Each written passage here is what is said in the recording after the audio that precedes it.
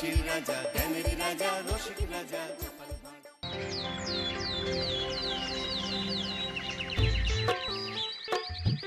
আহা কি আনন্দ, আহা কি আনন্দ, আকাশে সূর্য নিচে মাটি।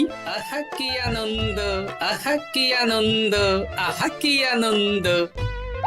আরে ও গোপাল দাদা, গোপাল দাদা, এই সকাল সকাল কি আবার পিছু ডাকলো? আরে আমি গো আমি।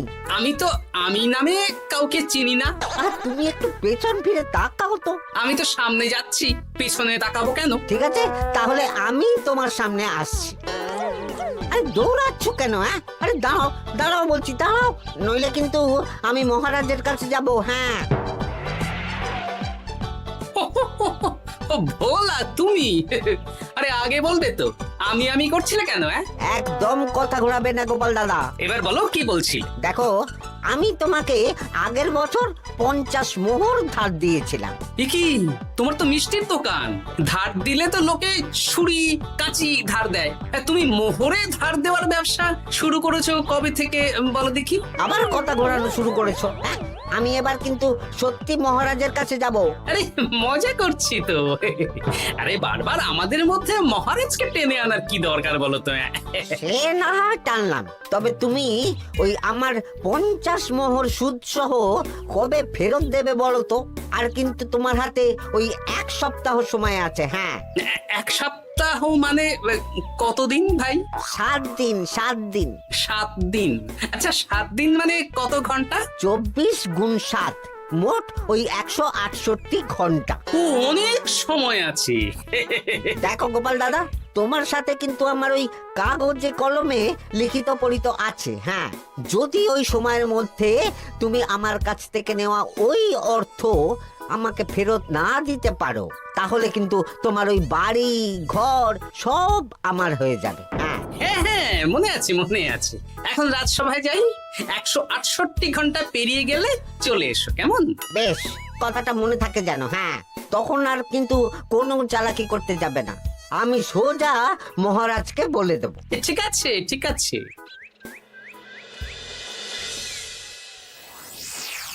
দেখুন মহারাজ, নিজের চোখেই দেখুন, সবাই হাজির, শুধু গোপাল ধা। সত্যি গোপাল ইদানিং আবার দেরি করে আসা শুরু করেছে। ওকে আচ্ছা করে ধোলাই দিন, তাহলেই চলে আসবে। কাজের কাজ তো কিছু করে না, শুধু বসে থাকে, তাতেও এই। যা বলেছেন মন্ত্রী মশাই। আমার মতে গোপালকে রাজসভাতেই বেঁধে রাখুন, তাহলে আর বাড়িতে যেতেও হবে না, আর দেরি করে আসবেও না। রোজ রোজ গোপাল করে রাজসভায় আসতে দেরি, তাই এবার তার পায়ে পড়াতে হবে বেড়ি। এই তো মহারাজ চলে এসেছি। আর বলবেন না, রাস্তায় ভোলা ময়রা চেপে ধরছিল। থাক, আর অজুহাত দিতে হবে না। নেহাত ভাগ্যের জোরে এই রাজসভার চাকরিটা পেয়েছিল। মহারাজ ভালো মানুষ, তাই তোমাকে পুষছেন। আচ্ছা আপনি কি বলতে চাইছেন কি? আমি বলতে চাইছি যে মহারাজ যদি তাড়িয়ে দেন, তাহলে তোমার কি কিছু করে খাওয়ার যোগ্যতা আছে গোপাল? আপনার নিজের যোগ্যতা আছে? আছে বলেই মুখ ফুলিয়ে বলছি। হ্যাঁ, মন্ত্রী এটা একটা ভালো প্রসঙ্গ তুলেছে। আমার রাজসভার সকল সভাসদদের বলছি, যদি কোনো কারণে তোমাদের চাকরি চলে যায়, তাহলে তোমরা কি করবে একবার ভেবে দেখেছো? না মহারাজ, ভাবনাটা আমি সঠিক সময় কাজে লাগাই। ওই অকারণে ভেবে মাথা খারাপ করতে চাই না। হ্যাঁ, আহা, রাজসভার চাকরিটা তো তোমাদের পেশা। এই পেশার বাইরে তোমরা কে কি করতে পারবে? দেখুন মহারাজ, আমি তো ভেবেই দেখেছি যে যদি রাজসভার চাকরি না থাকতো, তাহলে আমি ব্যবসা করতাম। আমি মহারাজ যদি বিজ্ঞানী না হতাম, তাহলে শিক্ষা দান করতাম। আমি তো ছবি আঁকতাম, কলম না থাকলে আমি তুলি ধরবো। আমি কামারশালায় কাজ করতাম। আমার তো ছোটবেলায় মূর্তি বানানোর শখ ছিল, আমি মৃৎশিল্পের কাজ করতাম। কি গোপাল, এবার তুমি বলো। সবাই তো কিছু না কিছু বিকল্প ভাবনা চিন্তা করে রেখেছে। দেখুন মহারাজ, অনেক ভেবে দেখলাম আমার কাজ তো ভাড়ামো, তাই আমি লোক হাসিয়েই পয়সা রোজগার করব। আর বিশেষ কোনো গুণ তো আমার মধ্যে খুঁজে পাচ্ছি না মহারাজ। বেশ, আমি একটা ছোট্ট পরীক্ষা নেব। আজকের পর থেকে আগামী 7 দিন আর এই 7 দিন তোমরা তোমাদের যা মন চায় সেটা করে রোজগার করবে। আমি তো খেতে ভালোবাসি। তাহলে খাবে। গোপাল হয় মুখ খুলে থাকে, নইলে চোখ বন্ধ করে। ও শুধু দুটো কাজই ভালো করতে পারে। আর 7ম দিনের শেষে বিচার হবে কে কত রোজগার করেছে। যার রোজগার সবচেয়ে বেশি হবে তাকে আমি দেব 100 মোহর উপহার। আর মহারাজ, যে সবচেয়ে কম রোজগার করবে তার বেতন থেকে আগামী 10 মাস 10 মোহর করে কাটা হবে। কি রাজি তো? হ্যাঁ, রাজি রাজি। আমি জানি যে গোপাল ফুটো করিও রোজগার করতে পারবে না, তাই গোপালই হারবে। বেশ, আর যদি অন্য কেউ হারে? তাহলে আমি নিজের বেতন থেকে তাকে আগামী 10 মাস 10 মোহর করে দেব। ব্যাস, এবার তোমরা কাজে লেগে পড়ো।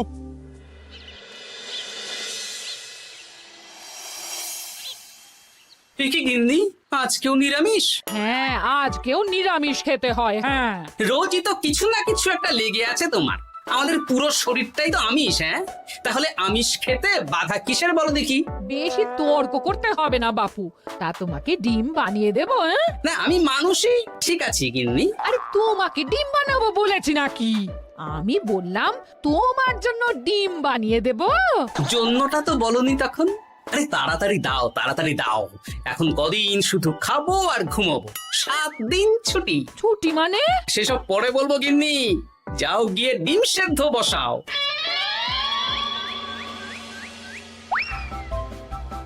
আরে করছোটা কি? বাড়িতে যা মোহর আছে সব তুলে কোথায় নিয়ে যাচ্ছ? আড়ত বাজারে। কেন কেন? তুমি আড়তে গিয়ে কি করবে? আড়তটাই কিনে নেব। কেন? তাহলে খোলা বাজারের সব ব্যবসায়ী আমার কাছে আসতে বাধ্য হবে, আর আমি ভালো মুনাফা রেখে সব বিক্রি করব। এ কি? রাজবাড়ির সুখে চাকরি ছেড়ে দিলে নাকি? না না না, এখন 1 সপ্তাহ ব্যবসা করে মহারাজের কাছে আমার যোগ্যতা প্রমাণ করব। সব পরে বুঝিয়ে বলবো। হ্যাঁ, আমি আপনাকে সব শিখিয়ে দেব। তাহলে ভাই ওই আগামীকাল সকাল থেকে কাজে লেগে পড়বো, কেমন? তাহলে বুঝতে পারলেন তো যে কি করতে হবে? হ্যাঁ হ্যাঁ জমিদার মশাই, কবিতা লেখা যেমন আমার পেশা, তেমনি চিত্রশিল্প আমার নেশা। তাহলে তো আর কোনো চিন্তাই নেই। আশা করি খুব সুন্দর ছবি আঁকবেন। আপনি 1 সপ্তাহ পর এই মন্দির চিনতেই পারবেন না। এই নিন আপনার জন্য 50 মোহর অগ্রিম। মন্দিরের চিত্রকলা শেষ হয়ে গেলে আরো 50 মোহর দেব, ঠিক আছে? বেশ।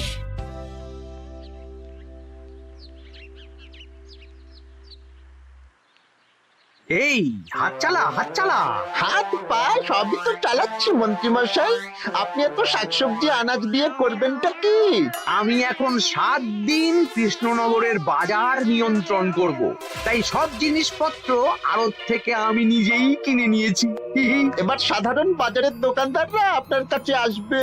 কাল সকাল থেকে শুধু মোহর গুনবো।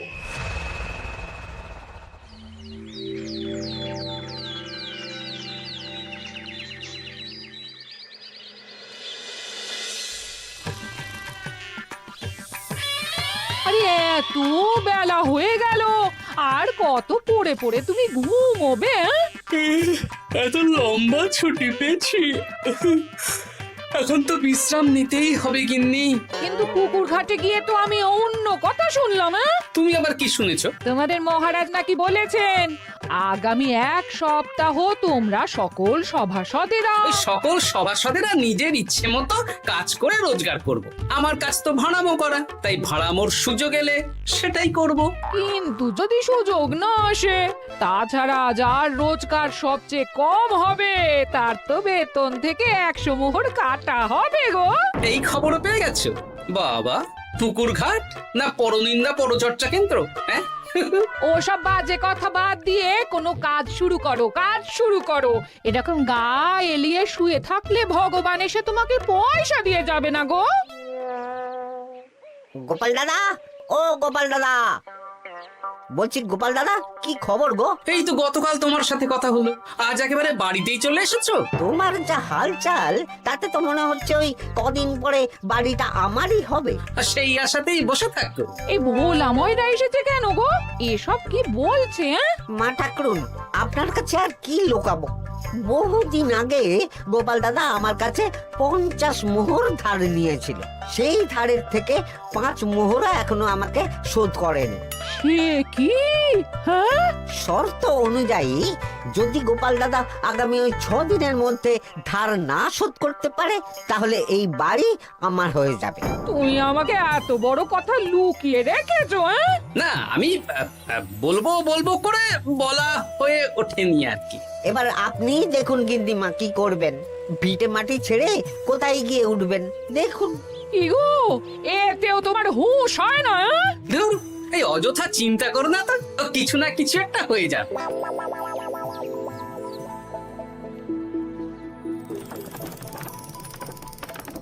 বাহ বাহ বাহ, পণ্ডিত মশাই, আপনি তো এর মধ্যেই কাজ শিখে গেছেন। আমি তো ছোট থেকেই মাটির পুতুল বানাতে ভালোবাসতাম। বিভিন্ন দেবদেবীর মূর্তি নিজেই বানাতাম, তারপর পুজো করতাম।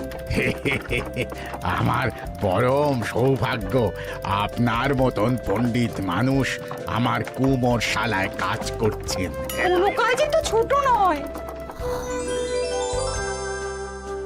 সত্যি সভাকবি মশাই, আপনার তুলিতে জাদু আছে। কি সুন্দর কারুকার্য। সবই আমার মা বাবার দান। আমার বাবা খুব বড় চিত্রশিল্পী ছিলেন। উনি হাতে ধরে আমাকে ছবি আঁকা শিখিয়েছেন। বাহ বাহ বাহ বাহ।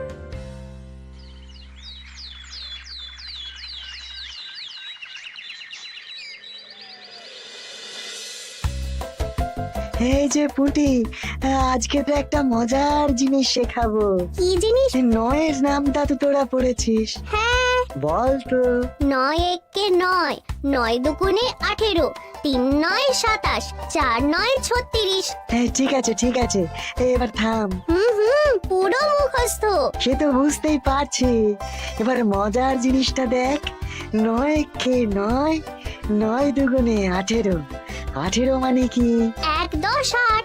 হ্যাঁ, এবার 1-এর সাথে 8 যোগ কর, কত হয়? 9 3 9 কত? 27। 2-এর সাথে 7 যোগ করলে কত হয়? 9 36-এর 3-এর সঙ্গে 6 জুড়লে 9। আরে বাস, দারুণ তো। হ্যাঁ হ্যাঁ। সত্যি বিজ্ঞানী মশাই, আপনি কি সুন্দরভাবে পড়া বোঝান। এটা তো আমার নেশা।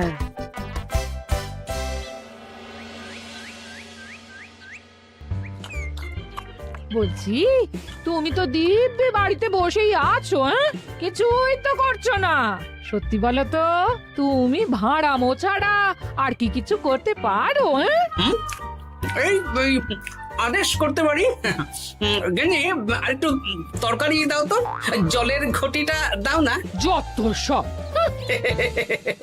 আচ্ছা, সত্যি তো ভাঁড় না হলে আমি কি হতাম? আমি কুমোর হতাম। মাটির কাজ শুনেছি খুব সোজা। যাই, কুমোর পাড়া যাই।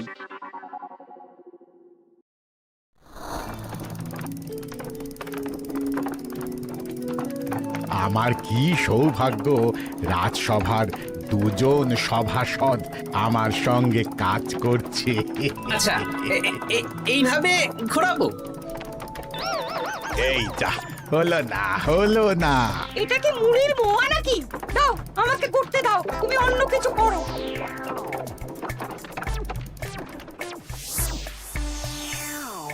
বলো গোপাল দাদা, কি দেবো? মুড়ির মোয়া, তিলের নাড়ু? আমি কিনবো না গো, বানাবো। হ্যাঁ, কি বানাবে? ওই মুড়ির মোয়া। কদিনের জন্য আমার একটা কাজ দরকার, বুঝলে? তা বেশ, তাহলে এসো, এই পিছনেই আমার কারখানা। গুড় মুড়ি সব রাখা আছে, বানাও। এই দেখো, এই যে গুড়ের হাঁড়ি আর ওই যে মুড়ির বস্তা, এবারে বানাও। বেশ, আমি তবে সামনে দোকানটা সামলাই।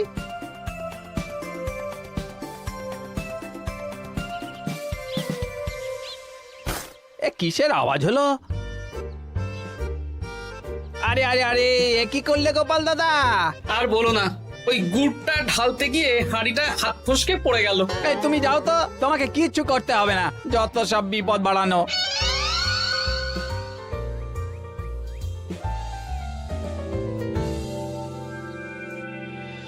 তোমার দ্বারা কিছুই হবে না। হ্যাঁ, সত্যি তো, আমার দ্বারা যে কিছুই হবে না গিন্নি। তাহলে তুমি করবেটা কি? এমন করে বলো না গিন্নি, সবারই খারাপ সময় যায়। আর খারাপ ভালো, যে সামান্য মুড়ির মোয়া বানাতে পারে না তার মুখে এসব মানায় না, মানায় না। এদিকে বাজারে সবজির দাম হু হু করে বেড়ে গেছে। হ্যাঁ, তাই নাকি? বলি তুমি জানবে কি করে? কদিন তো শুয়ে বসে আছো, আমি তো বাজার দোকান করি। মন্ত্রী মশাই এখন আড়ত সামলাচ্ছেন আর সাধারণ বিক্রেতাদের চড়া দামে বিক্রি করছেন। হ্যাঁ, ও বেটা জীবনে শোধরাবে না। উনি তো তাও ছলে বলে রোজগার করছেন গো। আর তাছাড়া অনেকে পথে গান শুনিয়েও রোজগার করেন, সেটাও তো তুমি পারবে না। হ্যাঁ, এই তো পেয়েছি। 6 দিনের মাথায় তো রাজসভায় একটা বৈঠক হবে, সেদিনই আসল মজা জমবে। কিসের মজা গো? হ্যাঁ, সেটা সেদিনই বুঝতে পারবে।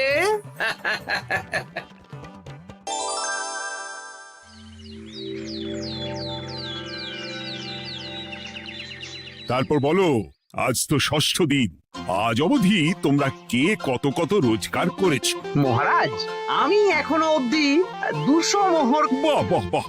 আমি মহারাজ 15 মোহর। হ্যাঁ, আমি 5 মোহর। বিভিন্ন বাড়িতে বাচ্চাদের পড়াচ্ছি, শিক্ষাদান করছি দিনরাত। সেনাপতি, আমি 10 মোহর পেয়েছি, আরো পাবো। আমি 50 মোহর অগ্রিম পেয়েছি, আরো পাবো আগামীকাল। বাহ বাহ বাহ! সবাই তো ভালোই রোজগার করেছো।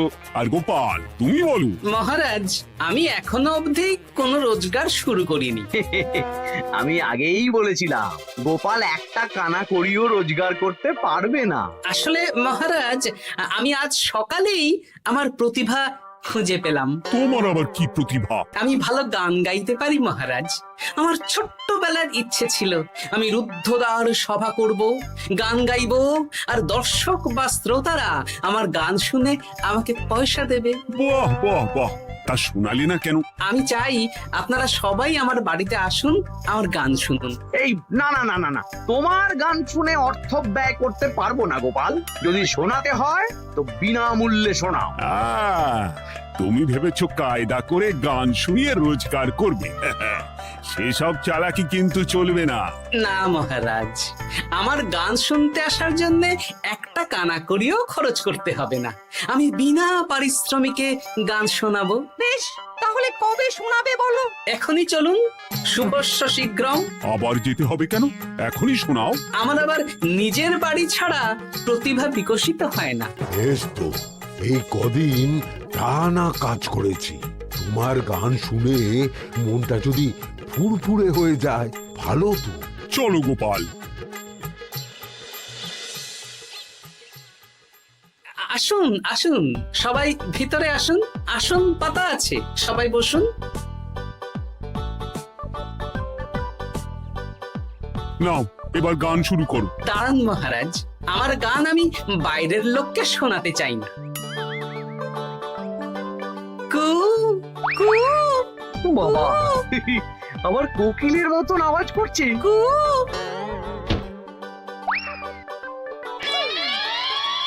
নাও নাও, শুরু করো।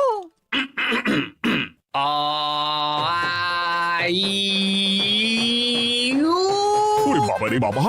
আরে এত চিৎকার করছো কেন? থামো থামো থামো! এটা ভালো লাগছে না? অন্য গান শোনাচ্ছি তাহলে। আকাশে মেঘে বাতাসে বায়ু, জ্যোতিষী বলেছে আমার 100 বছর আয়ু। আরে থামো থামো! আরে কান ঝালাপালা হয়ে গেল। না, থামতে আমি পারবো না, গান শুনতেই হবে। ওরে ওরে বাবা রে বাবা, এই কানে তালা লেগে গেল, আমি পালাই। পালাতে পারবেন না, বাইরেও তালা দেওয়া আছে। বাইরে তালা খুলতে বলো। বাইরে বেরোতে হলে প্রত্যেককে 100 মোহর দিতে হবে। আমরা তো আগেই বলে দিয়েছি তোমার গান শোনার জন্য কোনো পয়সা দিতে পারবো না। এটা তো গান শোনার জন্য নয়, বাইরে যাওয়ার জন্য। আমার গান শুনতে আসার জন্য কোনো অর্থ লাগে না, গান শুনে বাইরে বেরোতে গেলে অর্থ লাগবে। জনপ্রতি 100 মোহর মাত্র। কি জ্বালাতন! হয় দিন, নইলে আবার শুরু করছি। থামো থামো। আপনারা কি সবাই দেবেন না এখানেই থাকবেন? এই আমার কাছে এখন 50 মতন মোহর আছে। আমার কাছে 5 মোহর আছে। সে আমি লোক পাঠাচ্ছি আপনাদের সবার বাড়িতে, পুরো অর্থ পাবো, তারপর সবাইকে ছাড়বো। আচ্ছা, এটা কি ঠিক করলে গোপাল? দেখুন মহারাজ, আমি কথা নিয়ে খেলি। সব সভাসদেরা 6 দিন খেটে যা না রোজগার করেছে, আমি শুধু বুদ্ধির জোরে আর ভাড়ামো করে ঘন্টা খানিকের মধ্যে তার থেকে বেশি রোজগার করে নিলাম। যদিও এখনো একদিন সময় আছে। সত্যি গোপাল, তোমার বুদ্ধির জবাব নেই।